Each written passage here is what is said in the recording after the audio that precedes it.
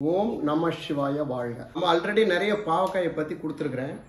இன்னைக்கு கொடுக்கக்கூடிய விஷயங்கள் பாவக்காயில் வந்து பார்த்தீங்கன்னா மூலிகை பாவக்காயின்னு சொல்லுவோம், காட்டு பாவக்காயின்னு சொல்லுவோம், சிறிய வகை பாவக்காயின்னு சொல்லலாம். இதை நம்ம எப்படி வேணா எடுத்துக்கலாம். இந்த பாவக்காயுடைய தன்மைகள் என்ன, பாவக்காய் எத்தனை வகைகள் இருக்கும், பாவக்காயுடைய மருத்துவ குணங்கள், இதை நம்ம எப்படி கையாளணும் அப்படின்றத பற்றி இன்னைக்கு பதிவில் பார்க்கலாம் வாங்க. 195 பேருக்கு பிடிக்காத விஷயம் பாவக்காய். பாவக்காய் வந்து கசப்புத்தன்மை அதிகமாக இருக்கிறது. பாவக்காய் உணவில் சேர்த்துறதுனா ரொம்ப சிரமம். இப்போ பார்த்தீங்கன்னா கிராமப்புறங்களில் இருக்கிறவங்க 100ல் வந்து ஒரு 10% பாவக்காய் பயன்படுத்துவாங்க. நகர சைடு இருக்கிறவங்க வந்து பாவக்காய் வந்து அதிகமாக எடுத்துக்க மாட்டாங்க. பாவக்காய் நிறைய எடுக்கிறவங்க பார்த்தீங்கன்னா பிராமணர்கள் பாவக்காய் நிறைய எடுப்பாங்க. ஏன் அப்படின்னா பாவக்காய் வந்து கசப்புத்தன்மை, அதை பார்த்தா ஒரு மாதிரியா இருக்கும், சமைச்சு செய்யறதுக்கு அது எப்படி செய்யறதுன்னு தெரியாது. முக்கியமான விஷயம் பாவக்காய் எல்லாருக்கும் பாவக்காய் எப்படி வந்து பயன்பாட்டு கொண்டுட்டு வரணும் நிறைய பேர்த்துக்கு தெரியாத விஷயம். ஒரு 90% பாவக்காய் எடுத்துக்க தெரியாத விஷயம். பாவக்காயுடைய குணநலங்கள் நிறைய விஷயம் இருக்குது. இன்னைக்கு பார்த்தீங்கன்னா இதை பாவக்காய் ஏதோ ஒரு வழியில் நம்ம உணவாக எடுத்துக்கணும் அப்படின்றதுனால பார்த்தீங்கன்னா பாவக்காய் பக்கோடா கிடைக்கும். நிறைய இடத்துல பார்த்தீங்கன்னா பெரிய பெரிய ஸ்டோர் இந்த சிப்ஸ் வகைகள், கார வகைகள், முறுக்கு, மிச்சர் இந்த மாதிரி இருக்கக்கூடிய நல்ல பெரிய கடைகளில் பார்த்தீங்கன்னா பாவக்காய் சிப்ஸ் வச்சுருப்பாங்க. ரொம்ப சிறப்பாக இருக்கும், நல்லா இருக்கும். பாவக்காய் சாப்பிடாதவங்க அந்த பாவக்காயை சாப்பிடலாம் அப்படின்ற தோணக்கூடிய ஆற்றல் அந்த பாவக்காய் அந்த மாதிரி நமக்கு பொரிச்சு வச்சுருப்பாங்க, மசால் தடவி பொரிச்சு வச்சுருப்பாங்க. முடிஞ்ச அளவுக்கு அதை நீங்கள் எடுத்துக்கங்க, ரொம்ப ஒரு சிறப்பாக இருக்கும். நம்ம அது போல் வீட்லேயும் நம்ம பாவக்காயை பயன்படுத்தலாம். சிப்ஸு போடுற மாதிரி நம்ம என்ன குச்சிக்கிழங்கு சிப்ஸு போடுற மாதிரி பாவக்காயும் சிப்ஸு போடலாம். பாவக்காய் எப்படி சிப்ஸு போடுவோம்னா பாவக்காய் வந்து ஃபஸ்ட்டு வந்து நல்ல கடையிலேருந்து வாங்கக்கூடிய பாவக்காயாக இருந்தால் கொஞ்சம் மஞ்சத்தூள், கல் உப்பு தண்ணிக்குள்ளார போட்டு காயை முக்கி ஒரு 2 நிமிஷம் வச்சுருந்து எடுத்துட்டு துடைச்சிட்டு காயை சீவி கொஞ்சம் நேரம் ஆற போட்டுட்டு மசாலில் வந்து நம்ம கலந்து கொஞ்சம் நேரம் ஊற வைக்கணும். மசாலில் காய வச்சு ஊற வச்சு பின்னால் எண்ணெயில் போட்டு பொரிச்சு எடுத்து வச்சுட்டு பயன்பாட்டுக்கு எடுத்துக்கலாம். எண்ணெயில் மசால் என்னென்ன வேணுன்றது உங்களுக்கு தெரியும். கடல மாவு, கார்ன்ஃப்ளவர் மாவு இதெல்லாம் சேர்த்திக்கணும். அதோட மிளகு, குறு மிளகுங்களை பவுடர்களை சேர்த்திக்கணும், உப்பு சேர்த்திக்கணும், மிளகாய் பொடி கொஞ்சம் சேர்த்திக்கணும், மஞ்சத்தூள் கொஞ்சம் சேர்த்திக்கணும். எவ்வளோதான் விஷயம். கொஞ்சம் அரிசி மாவு கொஞ்சம் சேர்த்திக்கணும். இதெல்லாம் வந்து மசால் பண்ணிட்டு லேசாக நல்லா ஊற விடணும். ஊற விட்டுட்டு மசால் போட்டு எடுத்துட்டிங்கன்னா பக்கோடா நல்லாயிருக்கும். இது ஒரு வகை உணவாக நம்ம எடுத்துக்கலான்ற. 2வது வகை வந்து பாவக்காய் புளிக்குழம்பா எடுக்கலாம். ஒரு 4-5 நாள் 10 நாளுக்குனா அந்த பாவக்காய் புளிக்குழம்பா பயன்படுத்தலாம். பாவக்காய் புளிக்குழம்பு வச்சுட்டா சூப்பராக இருக்கும். இதை எடுத்துக்கலாம். அதுக்கடுத்தது பார்த்தீங்கன்னா பாவக்காய் பொரியல் எடுக்கலாம். தேங்காய் திருவி போட்டு வெங்காயம், மிளகாய், தேங்காய், இவ்வளோதான் விஷயம். பாவக்காய் பொரியல். 3வது பார்த்தீங்கன்னா பாவக்காய் சூப்பு எடுக்கலாம். நம்ம வீடியோவில் கொடுத்துருக்குறோம் எப்படின்றத தெளிவாக உள்ளுக்குள்ளார போய் பார்த்துங்க. புது சப்ஸ்கிரைபர்களாக இருந்தால் கண்டிப்பாக பாருங்கள். பாவக்காய் சூப்பாகவும் எடுத்துக்கலாம். அதே மாதிரி பார்த்தீங்கன்னா பச்சை பாவக்காயை வாரத்தில் 2 நாள் 3 நாள் வந்து மென்று சாப்பிடலாம் பச்சை பாவக்காய். 3வது பார்த்தீங்கன்னா பாவக்காயை வந்து வேவிச்சு தண்ணியை மட்டும் எடுத்துக்கலாம். இந்த மாதிரி வந்து பாவக்காயில் வந்து பல முறையை நம்ம வந்து கையாளலாம். உடலுக்கு இதெல்லாம் என்னென்ன பயன்பாட்டுக்கு வருதுன்றது தொடர்ந்து நம்ம இந்த வீடியோவில் பார்க்கலாம். இன்னைக்கு பாவக்காய் செடி எப்படி இருக்கும், எங்கெல்லாம் இருக்கும் இந்த மாதிரி பாவக்கான்னு கேட்டிங்கன்னா மார்க்கெட்டில் டவுனில் இருக்கிறவங்க இந்த மாதிரி தேடி பிடிக்க முடியாது. வில்லேஜில் இருக்கிறவங்களுக்கு கண்டிப்பாக இந்த மாதிரி பாவக்காய் கிடைக்கும். ரோட்டோரத்தில் வேலி சைடில் நிறைய கிடைக்கும். அது எப்படி இருக்குன்ட்டு நான் வந்து வீடியோவில் கொடுத்துருக்குறேன், எப்படிலாம் வந்திருக்கும். இப்போ பாவக்காய் அப்படின்னு பார்த்தீங்கன்னா நம்ம பாவக்காய் வேற, இந்த பாவக்காய் வேறங்க. இது வந்து காட்டு பாவக்கான்னு சொல்லுவோம். பாவக்காய் எப்படி இருக்குன்னு பாருங்க. நான் உங்களுக்காக கொடியாட கட் பண்ணி கொண்டுட்டு வந்திருக்கிறேன். எப்படி இருக்குன்னு பார்த்துங்க. இந்த மாதிரி நிறைய காய் காய்க்கும். இந்த காய் வந்து நிறைய காய்க்கும். நம்ம வந்து கடையில் விற்கிற பாவக்காய் வந்து காய் குறைவாக இருக்கும். இந்த பாவக்காயை பொறுத்தளவுக்கு நிறைய காய்க்கும், நிறைய பூ பூக்கும். இந்த மாதிரி 2-2 3-3 காய் காய்க்கும். இப்படி தான் விஷயம். பாவக்காய்ன்றது எப்படி, சிறு பாவக்காய் எப்படி இருக்குது, இது காட்டு பாவக்காய், மூலிகை பாவக்காய் எப்படி இருக்குன்றதை பற்றி தான் உங்களுக்கு இந்த கொடியாடை, இந்த செடியாடை உங்களுக்கு கொண்டு வந்து காட்டுறேன்.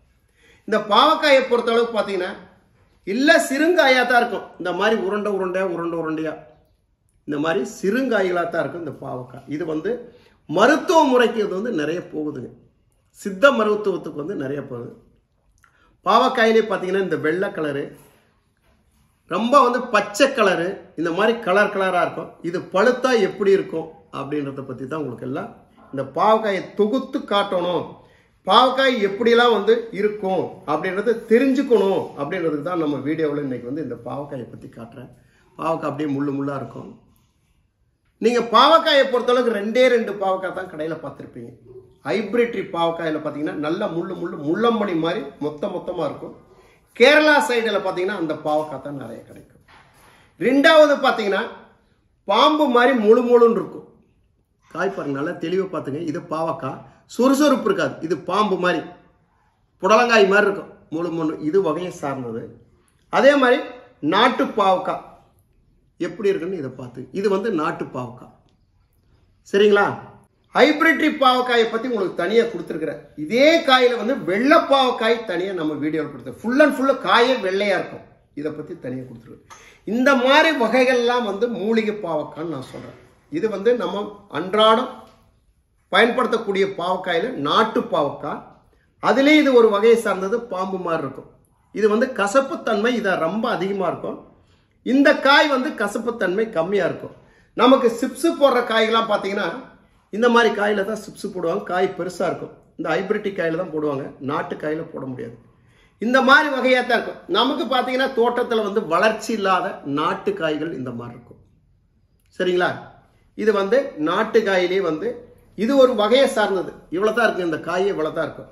இந்த மாதிரிலாம் பாவக்காய் இருக்கும் அப்படின்றத பற்றி தான் கொடுத்துருக்குறேங்க. இதுதான் பாவக்காயுடைய விஷயம். இந்த பாவக்காயினால நமக்கு என்ன நன்மை வருது, இதை நாம் எப்படி பயன்படுத்தணும்னு பார்க்குறோம். மெயினான விஷயம், கொலஸ்ட்ராலை கண்ட்ரோல் பண்ணுங்க. நீ வாரத்தில் 4 நாள் 3 நாள் பாவக்காய் எடுத்துக்கணும். பாவக்காய் சூப்பாகவும் எடுக்கலாம், பாவக்காய் ஜூஸாகவும் எடுத்துக்கலாம், பாவக்காய் மென்று பச்சை காயக்கரை எடுத்துக்கலாம், பாவக்காய் பொரியலாக்கரை எடுத்துக்கலாம். நிறைய வகைகள் கொடுத்துருக்குறேன். நான் சொல்லக்கூடிய விஷயங்கள் வந்து அதுக்கு தகுந்த மாதிரி நீங்கள் பயன்படுத்துங்க, சிறப்பாக இருக்கும். கொலஸ்ட்ராலை வந்து அற்புதமாக கண்ட்ரோல் பண்ணும். கொலஸ்ட்ரால் அதுக்கு அடுத்தது பார்த்தீங்கன்னா பிபி, சுகர், உப்பு சொல்லுவாங்க. உப்புடைய கிரியாட்டி அளவு அதிகமாயிருச்சு, கை காலில் வீக்கமாக இருக்குது, யூரின் சரியாக போயிருக்குது, கணையம் கெட்டு போயிட்டு இருக்குது அப்படின்னு பார்த்தீங்கன்னா நான் உங்களுக்கு கொடுத்துருக்குறேன். மூக்கிரிட்டான் கொடுத்துருக்குறேன்.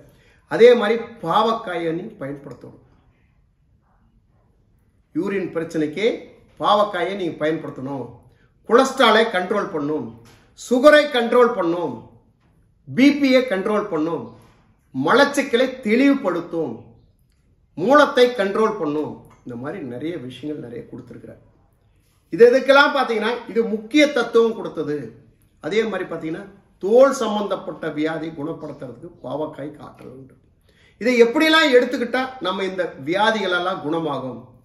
தோலை பார்த்துருக்குறோம், தோல் அரிப்புகளுக்கு சொல்கிறேன், கொலஸ்ட்ராலுக்கு சொல்லிட்டு இருக்கிறேன், உப்புடைய அளவுக்கு சொல்லிட்டு இருக்கிறேன், சுகருடைய பிரச்சனைக்கு சொல்லியிருக்கிறேன், பிபியுடைய பிரச்சனைக்கு சொல்லியிருக்கிறேன். இதெல்லாம் வந்து ஏன் திருப்பி சொல்கிறேன் அப்படின்னா இதெல்லாம் இந்த பாவக்காய் கண்ட்ரோல் பண்ணும். இந்த பாவக்காயை நம்ம எடுத்துக்கிட்டா உடல் ஆரோக்கியமாக இருக்கும். மாத்திரை வேண்டியில, மருந்து வேண்டிய அவசியம் இல்லை. இப்போ நீங்கள் வந்து வில்லேஜில் சொல்லிட்டு இருக்கிறீங்க இந்த மாதிரி காட்டு பாவக்காய் கிடைக்கும், மூலிகை பாவக்காய் கிடைக்குன்னு சொல்கிறீங்க. நாங்கள் எங்கே இதெல்லாம் வாங்க முடியும் அப்படின்னா மார்க்கெட்டில் கண்டிப்பாக கிடைக்கும். மார்க்கெட்டில் இந்த மாதிரி பாவக்காயெல்லாம் வந்து ஒரு சின்ன குண்டாவில் போட்டு வச்சுருப்பாங்க. எல்லா மார்க்கெட்லையும் கிடைக்கும். ஏன் இதை எப்படி கிடைக்கணும்? இந்த பூ பொறிச்சிட்டு வரவங்க, துளசி தலையை பொறிச்சிட்டு வரவங்க, பெண்கள் வந்து இந்த மாதிரி வேலியில் இருக்கிற காயெல்லாம் பொறிச்சிட்டு வந்து மார்க்கெட்டில் கொண்டு வந்து விற்பாங்க. ஆனால் விலை அதிகம். இந்த பாவக்காயை பொறுத்தளவுக்கு விலை அதிகம். தேடி பிடிக்கணும் இந்த காய். இது 365 நாள் இந்த காய் வந்துட்டே இருக்கும். நாட்டு பாவக்காய் அப்படி இல்லைங்க. ஒரு 6 மாதத்துக்கு ஒரு முறை, 3 மாதத்துக்கு ஒரு முறை தான் நாட்டு பாவக்காய் கிடைக்கும். ஹைபிரிட் பாவக்காய் எப்போ வேணா பயன்பாட்டுக்கு வந்துட்டு இருக்கும். இதுதாங்க விஷயம். இந்த பாவக்காய் எங்கெங்கெல்லாம் இருக்கும்? வேலி சைடு கடத்துல, ரோட்டோரம், சாலை ஓரத்தில் பார்த்தீங்கன்னா வேலி சைடில் நிறையா இருக்கும். குப்பையெல்லாம் நிறைய கொட்டுற இடத்துல நிறைய கிடக்கும். இந்த பழங்கள் பழுத்து இந்த மாதிரி விழுந்துருச்சுன்னா செடி வந்து இப்படியே கண்டினியூ காய் காய்ச்சிட்டே தான் இருக்கும். இதோடைய வேலை அவ்வளோதான். இதுக்கு வந்து மருந்து அடிக்கிற வேலையெல்லாம் கிடையாதுங்க. பூச்சி இதுகளை வந்து சாப்பிடாது. ஏன்னா இயற்கையான ஒரு விஷயம். சரிங்களா? இதை வந்து உடலுக்கு எடுத்துட்டீங்கன்னா அற்புதமான விஷயம். சின்ன குழந்தையிலிருந்து இந்த காய்களுக்கு பயன்படுத்தலாம். குழந்தைங்களுக்கு பார்த்தீங்கன்னா அங்கங்கே வெள்ளை வெள்ளையாக இருக்கும், வயிறு வந்து வீக்கமாக இருக்கும், சரியாக சாப்பாடு எடுக்க மாட்டாங்க, வயிற்றால போயிட்டே இருக்கும். இவங்களுக்கெல்லாம் பார்த்தீங்கன்னா கீரி பூச்சி, நாடா பூச்சி, பட்டை புழுவு இதெல்லாம் வந்து குடலில் இருக்கிறதுனால அவங்களுக்கு இந்த வெள்ளை வெள்ளையை தோன்ற ஆரம்பிக்கும். இதுக்கு பார்த்தீங்கன்னா இந்த பாவக்காய் சாறு எடுத்து கொடுக்க சொல்லியிருக்கிறேன். பாவக்காய் இலையை வந்து கசக்கி சாறு தேனோட கலந்து எடுக்க சொல்லுவேன், உள்ளுக்குள்ளார எடுத்துக்கிறது. அதே மாதிரி பச்சை பாவக்காயை அரைச்சி ஒரு 20 மில்லி 50 மில்லி உள்ளுக்குள்ளார எடுத்து உள் மருந்தாக கொடுக்க சொல்லியிருக்கிறேன். அதே போல் இந்த பாவக்காய் இலையும் குப்பமேனி இலையும் அரைச்சி உழுவு பண்ணி உள்ளுக்குள்ளார எடுத்துக்க சொல்லியிருக்கிறேன்.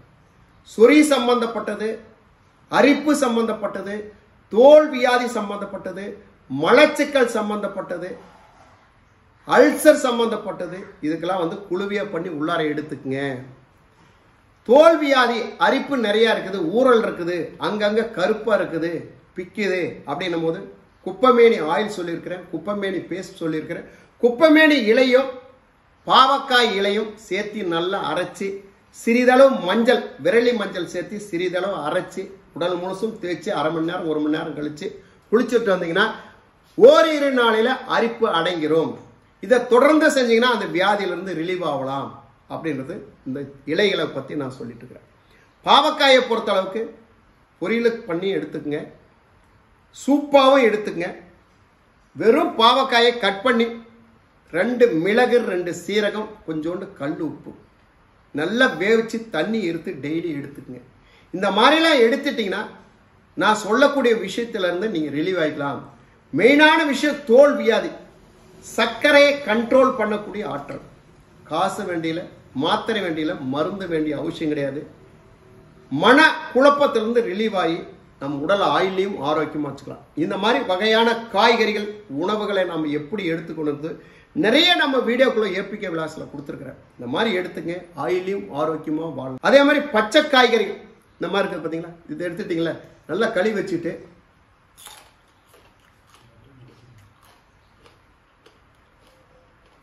மென்று சாப்பிடலாம். ஒரு 2 நாளைக்கு கசப்பு தன்மை தெரியும்.